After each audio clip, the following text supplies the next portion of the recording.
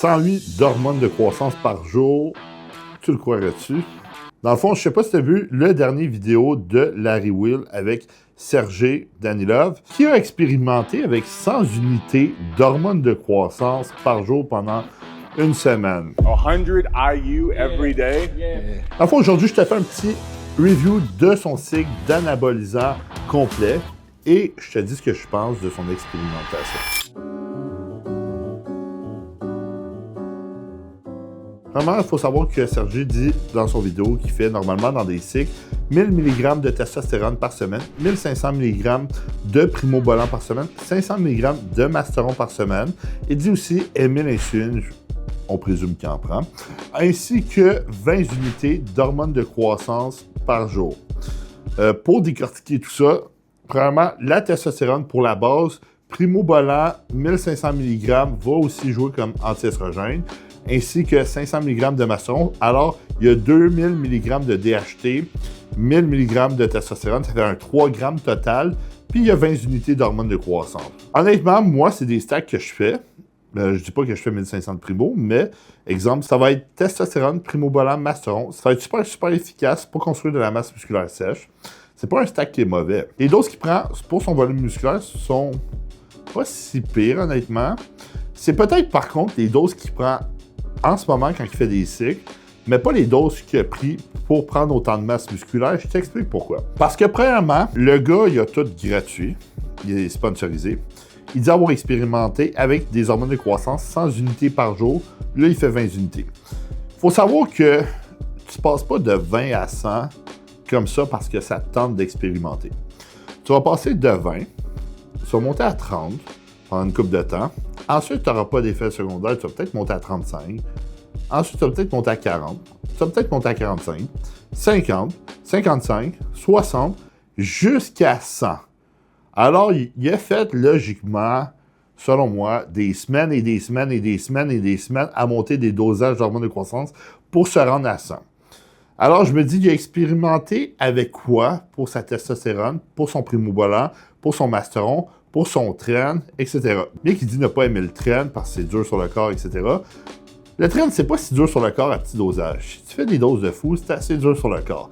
Fait que c'est peut-être pour ça qu'il n'aime pas le trenbolone, honnêtement. Par la suite, il n'y a pas eu d'effet secondaire sans unité d'hormones de croissance. Ça se peut. Honnêtement, ça se peut très bien. S'il a monté graduellement, ça se peut. S'il a été de 20 à 100 d'un coup, je crois pas. Fait que, il a monté graduellement, je présume. C'est impossible qu'il ait fait ça d'un coup. Sinon, il aurait eu ben trop mal aux mains, quoique il fait pas tant de rétention d'eau.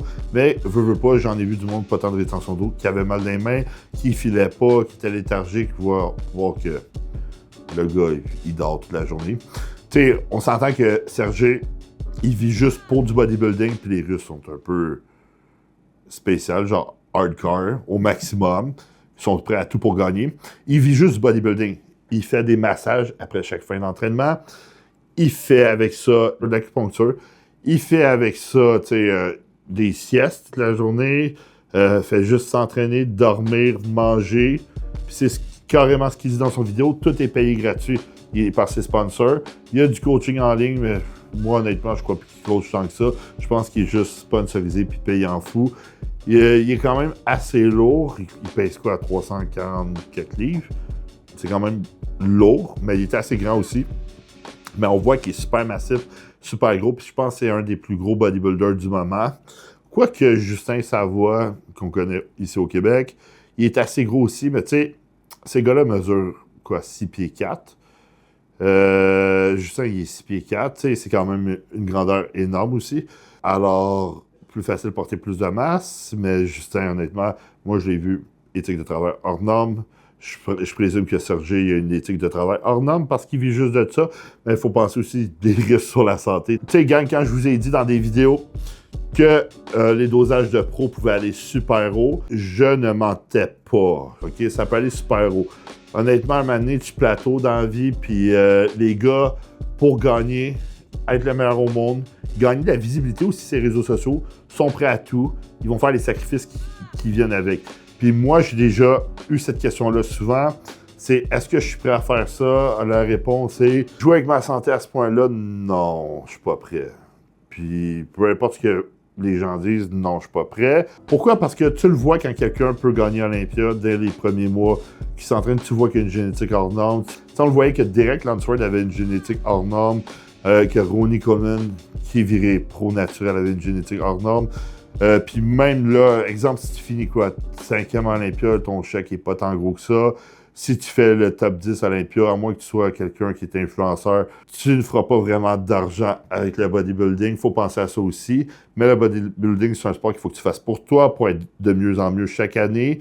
Puis, il faut essayer de ne pas risquer sa vie en faisant des trucs assez énormes juste pour un trophée, surtout à des shows amateurs. Mettons que quelqu'un a une génétique vraiment de fou, puis il y a la possibilité de peut-être gagner l'Olympia. Là, je dirais, on fait tout pour son sport, mais si t'es pas à ce niveau-là, ça sert à quoi de jouer avec ta santé? J'ai vu tellement d'amateurs détruire leur santé en faisant des cycles énormes, puis même pas gagner un show.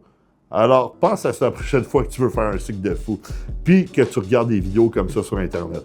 Alors, laisse-moi un commentaire ce que tu penses de cette vidéo-là. Ce que tu penses aussi du cycle de Sergey, le russe, qui est énorme. N'oublie pas de liker cette vidéo-là pour m'encourager, me pousser dans l'algorithme YouTube, de t'abonner à ma chaîne YouTube aussi, d'activer les notifications, puis je t'invite à écouter mes autres vidéos.